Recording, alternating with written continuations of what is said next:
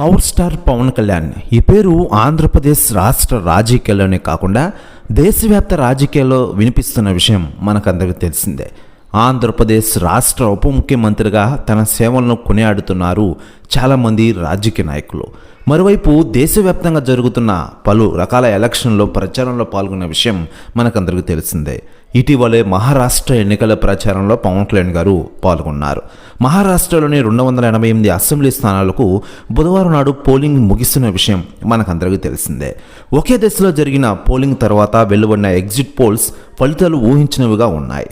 అభ్యర్థుల భవిష్యత్తు ఈవీఎంలో బందీ అయ్యాయి. ఫలితం నవంబర్ 23న వెలువడుతుందన్న విషయం తెలిసిందే. ఎగ్జిట్ పోల్స్ మాత్రం ఇక్కడ మహాయుతి అధికారంలో కొనసాగుతుందని సూచిస్తున్నాయి. దీంతో ఈ ప్రచారంపై పవన్ కళ్యాణ్ గారు సంచలన వ్యాఖ్యలు చేసిన విషయం మనకందరికీ తెలిసిందే. ఇకపోతే ఇప్పటికే బీజేపీ గెలుస్తుందని పవన్ కళ్యాణ్ గారు జోస్యం చెప్పారు. ఇక ఎగ్జిట్ పోల్స్ కూడా రావడంతో ఇప్పటికే రాజకీయ నాయకులు స్పందిస్తూ ఉండగా తాజాగా అక్షయ్ కుమార్ గారు స్పందించారట. ఆయన మాట్లాడుతూ పవన్ కళ్యాణ్ గారి వల్ల ఈరోజు మహారాష్ట్ర ఎన్నికల్లో కూటమి గెలుస్తోంది. అసలు నిజంగా పవన్ కళ్యాణ్ గారు ఉన్న గ్రేట్ లీడర్ ప్రస్తుతం ఇండియాలో ఎక్కడా లేడు. మహారాష్ట్రలో బీజేపీ భారీ గెలుపుకి కారణం ఒక్క డిప్యూటీ సీఎం పవన్ కళ్యాణ్ గారు. మరాఠీ దద్దరిల్లింది అంటూ సంచలన వ్యాఖ్యలు చేశారట అక్షయ్ కుమార్ గారు.